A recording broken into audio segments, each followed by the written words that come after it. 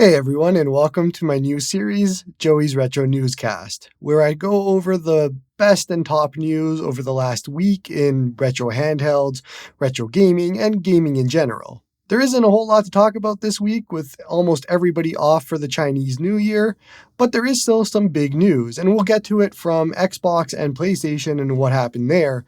But first, let's start off with GameForce Ace shipments. So, for those that aren't aware, GameForce Ace has started to ship out some of their units, and this is basically a DIY kind of handheld. If you're at all familiar with the KTR-1, similar idea here. It's a 1 or 2 or 3 man operation, and very kind of small market for this. I just got mine in today, and I've been looking over some experiences from others, and it seems like there's probably a long way to go with this handheld.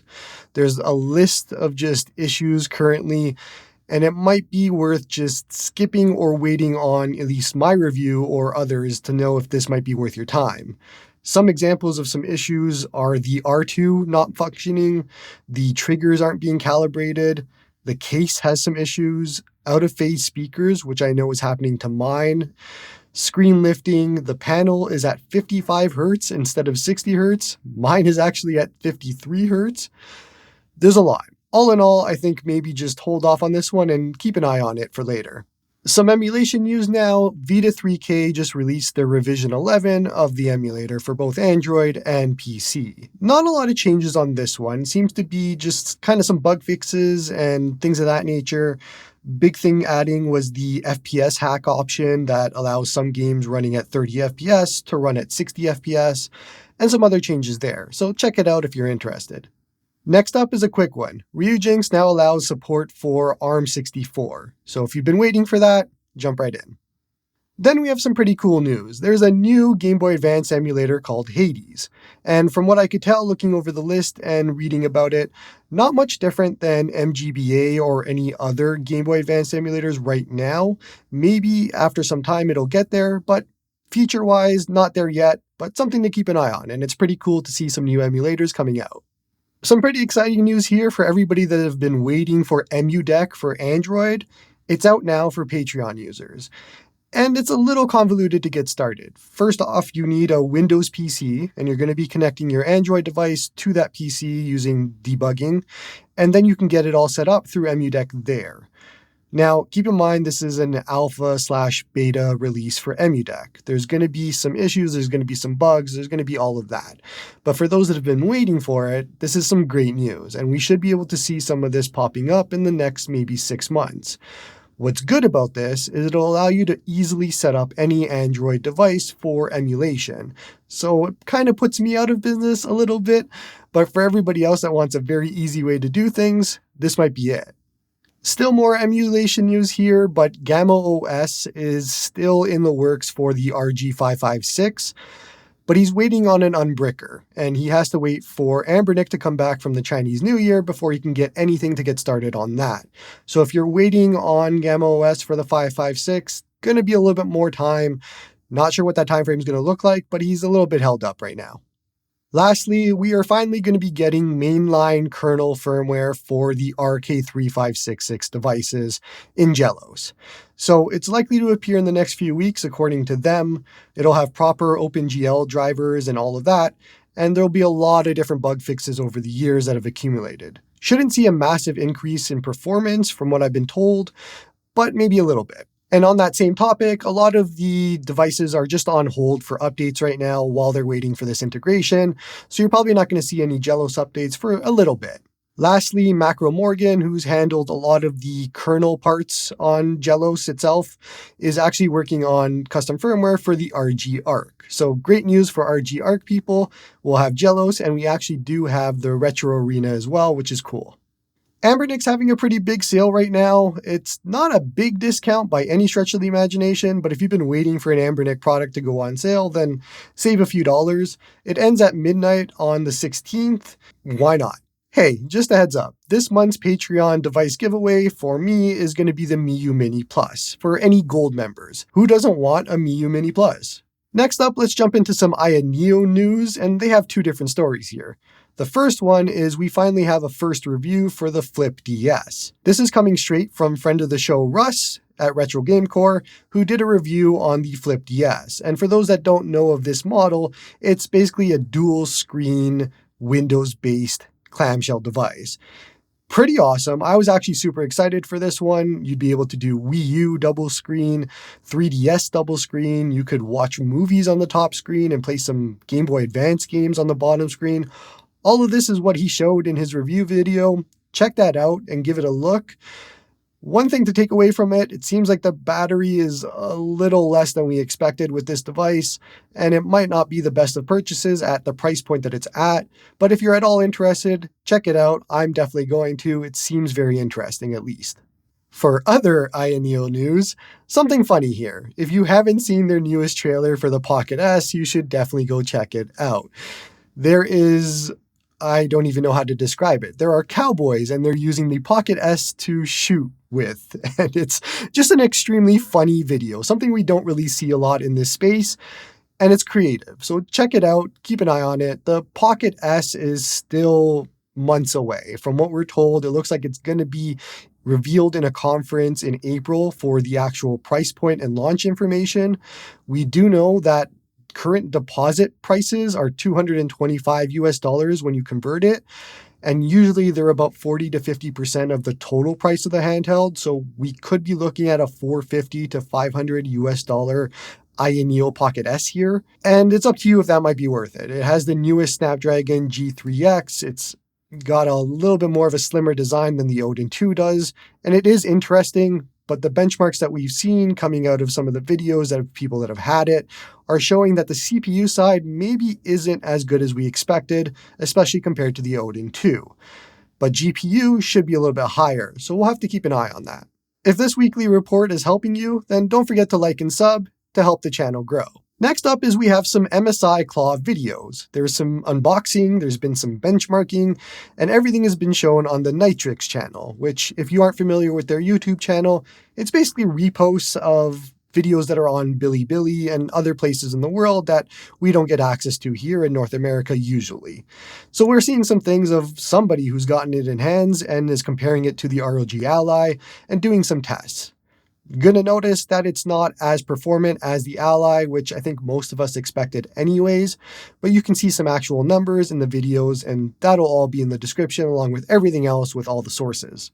Personally, I'm actually super excited for the Claw. I had it in my hands at CES. It's super comfortable. It's something that I'm interested in and seeing more of. So we'll keep an eye on it, and I'll let you know when I get my unit in hands to see if it's something that's worth it. Speaking of Windows-based devices that are running Intel chips, we have a new Tulpar handheld, and I hope I'm saying that right. This is coming straight out of, from what I could tell, London or Turkey, they seem to be based, and it's a new Windows-based handheld that actually looks pretty cool. It's got different colors on it. It doesn't look like a normal Windows handheld, and it's definitely an interesting design. I think if you're familiar at all with AOK Zoe, it looks very similar to their handhelds there. Might be the same manufacturer doing it here, but it's definitely something to keep an eye on in that part of the world. I don't think we'll see this in North America, but I could be wrong. Some game news here.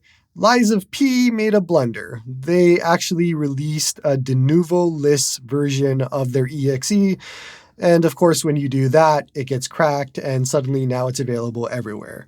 They put it on sale, I guess to maybe try and sneak some people in. But if you've been waiting for a cracked version of Lies of P, apparently it exists now. I don't know how they keep making these types of mistakes, but it happens. Then we have a statement from Palworld, and I thought this was interesting because not a lot of developers will speak up like this. And I want to read this one because this actually hits home for, I think, a lot of people. But the general idea is Palworld released, and a lot of people have shown off screenshots of the game's decline over the time. And their idea here is basically that they don't look at it as a games as a service. They want you to come back when they have content, if that's your thing, or stay invested if that's what you want to do. But they're not at all looking to do a live action service game with content every day and keeping up with that cadence. And it was interesting to see this tweet here, which I'll share. You should give it a read. It's actually an interesting one. I think it's good for developers to speak out like this. It isn't good for the community or the hobby as a space to kind of rag on developers when things like this happen of declines in games and declines in population for people playing. So it's awesome to see this from Palworld. They just keep hitting it out of the park with everything they're doing. Some new news out of PlayStation, and they're saying that they're not going to release any new major existing franchise titles before March 31st, 2025. So we're probably going to see some smaller titles, maybe like an Astrobot or something along those lines. But if you're expecting a big tentpole release before the 2025 date, it's not going to happen. What that also means is that it doesn't mean that there isn't going to be any new IPs released. So we might see something new by then before 2025. Or they could be looking at this 2025 date as the release of their newest console, either a Pro version of the 5 or a PS6 or whatever that looks like. I don't know. For me, it feels a little early to even talk about that. I feel like for 2 years of the PS5's lifespan, it was out of stock and people finally just started getting it and they're starting to get games for it. And to even think about another one, a little early, but we don't know what they're thinking. Someone who does know what they're thinking is Sony's president and PlayStation chairman, Hiroki Totoki.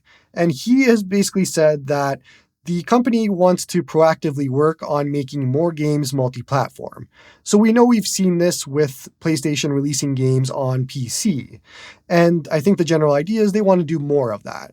Helldivers is a really good example of that recently. And if they take that success to other games, then they could see some good benefits there. I think this is a good strategy by them to do, and it's something that even Microsoft is doing. A lot of these companies are getting away from their exclusive hardware for everything that they're releasing, and it should be an interesting next 5 years to see what they're going to do next. Lastly, and this story is coming out of IGN, it kind of furthers my point of thinking that we're going to be seeing a PS6 soon or PS5 Pro or something. Sony said that they're looking at the latter stages of its life cycle right now for the PS5. And so when you look at that and you look at the time frame and all of that, it feels a little quick, but Sony's time frame is Sony's time frame. We might see something new. I don't know what that looks like nowadays. How much more can you do on that front for a new console? And it should be interesting to see what they come up with.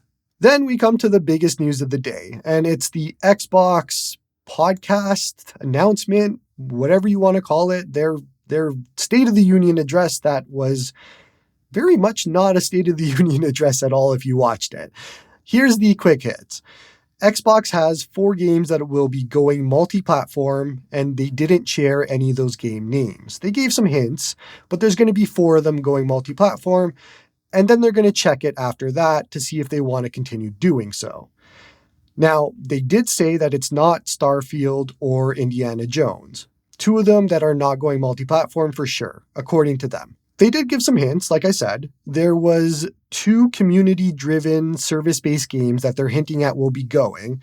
And if I use my deductive reasoning, I think that'll be Sea of Thieves and Grounded. Those would be my 2 examples of games that could go multi-platform and wouldn't really be a concern for Xbox as a brand and could bring more people in. The other 2 games they said are smaller games. And I think if I look at their list of games again, 2 that stand out to me are Hi-Fi Rush and Pentiment. Those would be 2 games, especially Hi-Fi Rush. It's amazing. If you would bring that to another console or another system, would be fantastic. So I think those are the 4 games if I had to put it into my own guesses. Sea of Thieves, Grounded, Hi-Fi Rush, and Pentiment.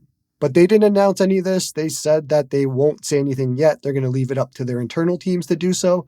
So we'll know more in a bit. On the topic of first-party games, Phil also said that he doesn't believe that exclusive games are going to be part of next future consoles. They did say first-party games will always be on Day Pass day 1, but for them, exclusive games isn't really something they're going to focus on. They want to focus on cross-progression, cross-save, cross-platform. That's kind of their thing. They said specifically that they were looking at cross-play and cross-save as core parts of Xbox. And for me as a gamer, that's awesome. I'd love to be able to play Call of Duty on any platform and play with my friends who have other systems. That has always been one of the kinks for me and friends of mine when we're trying to find a system to play a game on and it doesn't have cross-play or cross-save. This is awesome to hear from them at least. And further than that, we actually got some news on what's coming out of the Activision Blizzard integration.